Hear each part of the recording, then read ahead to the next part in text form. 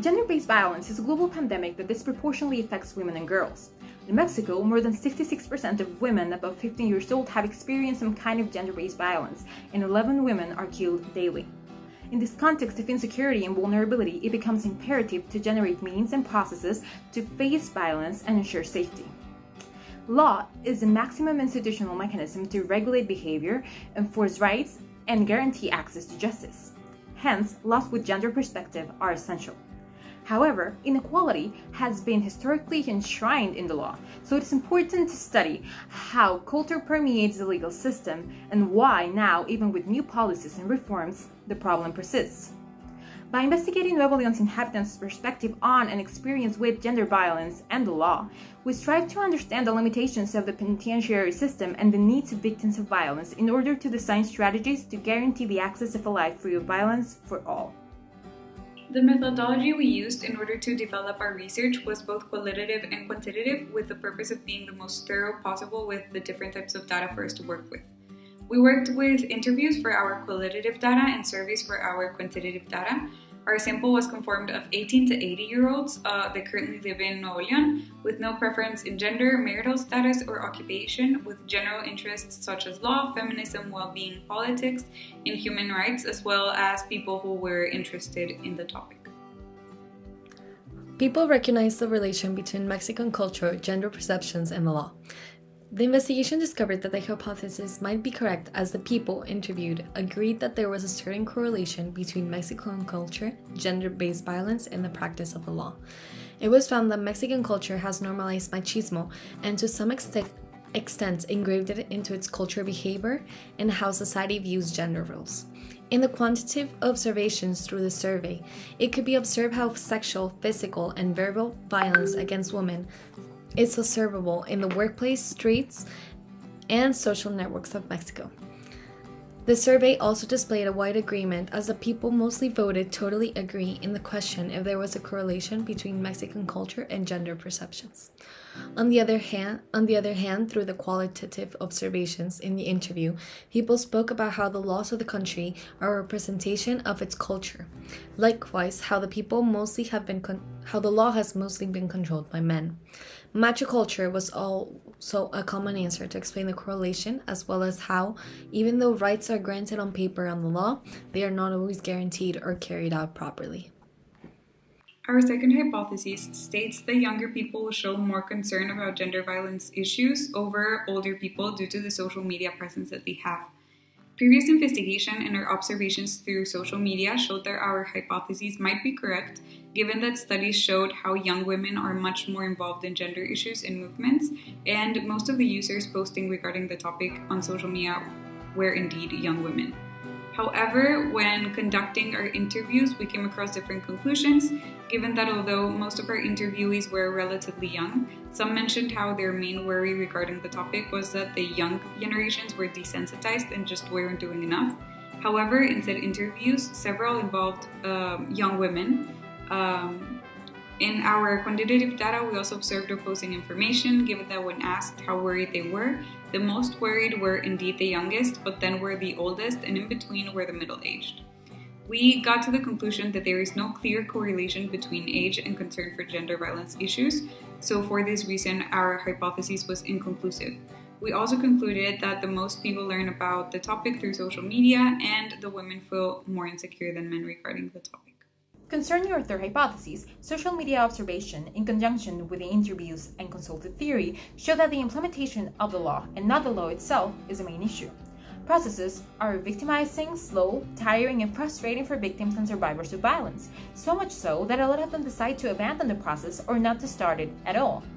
One of the reasons for the deficient practice of the law is that the people in charge of the processes do not have gender perspective. They are underpaid and overworked. Furthermore, impunity and corruption is a rule. In Mexico, impunity rate is 99%. Additionally, punishment and incarceration do not satisfy the needs of the victims of violence, and rather than stopping the cycle of abuse, they perpetuate it. The penitentiary system as a whole deals only with the symptoms and consequences, but not the roots of the problem. One of the key insights our interviewees gave us is that there is not much the law can do when the culture allows and reproduces violence.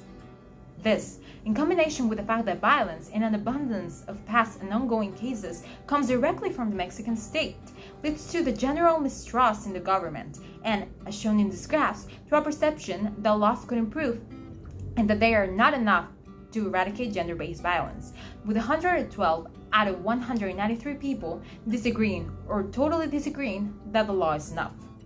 Thus, a third hypothesis is true. People perceive that the law is not enough to eradicate gender-based violence in Nuevo León. For our last hypothesis, that men were more concerned for false accusations than women, the results from the survey were inconclusive. Although men perceived false accusations a significant problem, women's opinions split into two main positions, since the same amount of women who agreed with the statement disagreed with it. On the other hand, the interviews showed a more agreeable position between the two genders, in which both answered that false accusations were a significant problem that detracts value and attention from the real accusations. However, women were more concerned for impunity cases than they were for false accusations, since they considered this a bigger problem than men. Finally, from the observations on social media, men did show a lot more concern for proofs in virtual spaces of denouncements, demanding proofs for the exposure that this meant for other men. In conclusion, since our three methodologies of collecting information gave us really different results, we can only state that this hypothesis is inconclusive. The main conclusions of the investigation displayed that 2 out of the 4 hypotheses were found to be correct.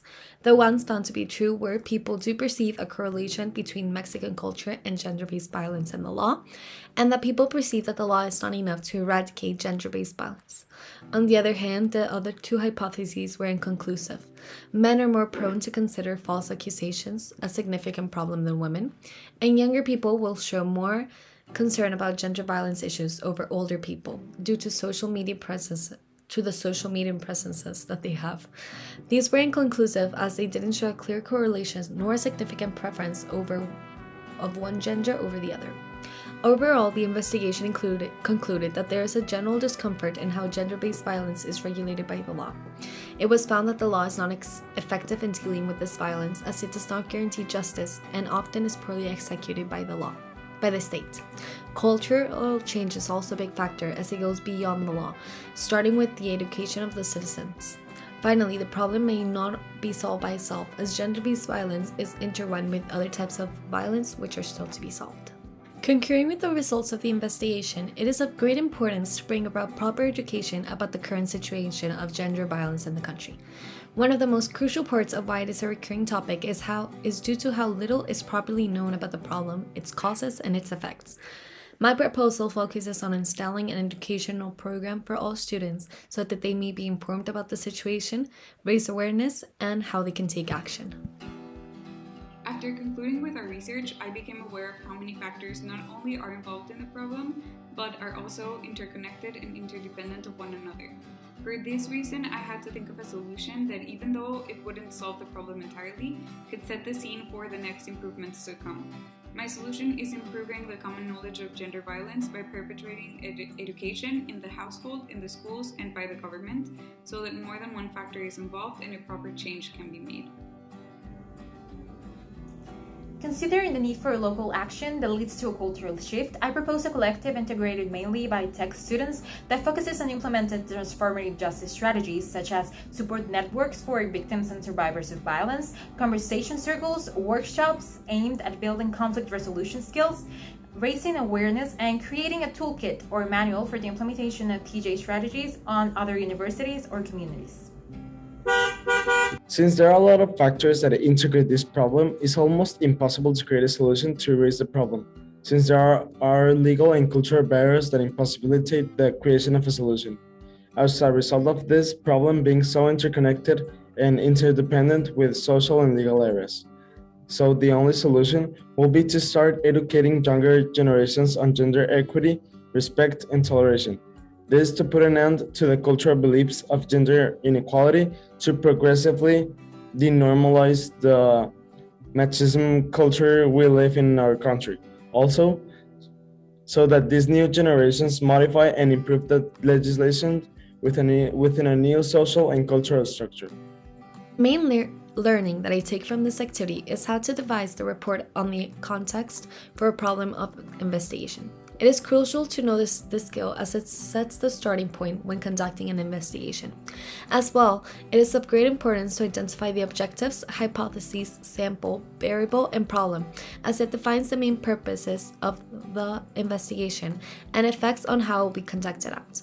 I also learned how to conduct a proper research process with qualitative and quantitative instruments and numerous steps that allow for a complete understanding of the investigation and analysis of the results.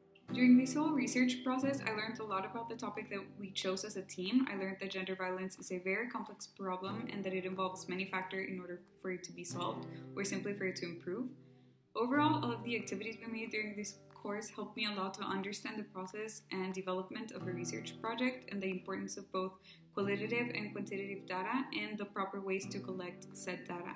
I also learned how to interpret the previously collected data, and last but not least, I learned how to present the research that we developed over the last few weeks. The main learning that I take from this research is that gender-based violence is intertwined with other violences and oppressions such as racism and classism, and in order for there to be a real structural change, all of these inequalities must be considered and dealt with at the same time. This makes it an incredibly difficult and slow process to build a world where everyone is free and cared for. I also learned how to construct qualitative and quantitative instruments that offer rich information for human research studies. The main learnings that I got from these activities were the investigation techniques that we use in order to answer a hypothesis, through a system similar as the scientific method in order to find conclusive evidence from human factors, which although it might be a similar way of investigation, it involves a lot of complex factors from humans. As an example, in the case that we investigated, we can only conclude 2 of our 4 hypotheses, because there were a lot of legal, cultural, and social factors that hinder our conclusions and investigation.